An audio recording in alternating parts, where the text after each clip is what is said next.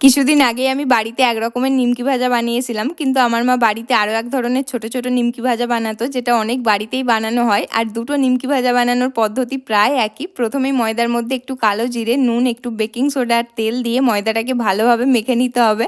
তারপর কিছুটা ময়দা নিয়ে একটা বড় রুটির মতো বেলে প্রথমে সোজা দিকে, তারপর কিছুটা বাঁকিয়ে ছোট ছোট করে কেটে গরম তেলে ভেজে নিলেই তৈরি হয়ে যাবে। আর দিনের বেলা যতই কাজ করি না কেন, রাত্রেবেলা ঘুমানোর আগে কিন্তু স্কিন কেয়ার করাটা খুবই জরুরি। স্কিন কেয়ার করার জন্য এখন অনেক কিছু রয়েছে, যেমন কজিক অ্যাসিড, গ্লাইকোলিক অ্যাসিড, কিন্তু এগুলো সবার স্কিনে স্যুট করে না। অনেকের স্কিনে এমন প্রবলেম আনে। তাই আমি আমার নাইট স্কিন কেয়ারে ব্যবহার করি ন্যাচারাল ইনগ্রেডিয়েন্টস দিয়ে তৈরি গুড ভাইবস এর প্রোডাক্ট। তার আগে আমি আমার মুখটা ক্লিন করি গুড ভাইবস এর উপটান ফেস ওয়াশ দিয়ে, যেটা আমার মুখকে ডিপলি ক্লিন করে আমার ত্বককে এক্সফোলিয়েটেড করে, ত্বককে সফট রাখে। এরপর আমি ব্যবহার করি গুড ভাইবস এর উপটান নাইট ক্রিম, যেটা আমার মুখের সমস্ত ট্যান রিমুভ করে আমার মুখের মধ্যে একটা ইনস্ট্যান্ট গ্লো এনে দেয়। আর দেখো, গুগলেও বলা রয়েছে উপটান হলো একটা ট্র্যাডিশনাল রেমেডি, যেটা কিন্তু ট্যান রিমুভ করতে সাহায্য করে। আর মাত্র 7 দিন ব্যবহার করলেই তোমরা কিন্তু রেজাল্টটা দেখতে পাবে। এটা কিনতে চাইলে কিউআর কোডটা স্ক্যান করে নাও, অথবা এটা খুবই ইজিলি purple.com-এও পেয়ে যাবে।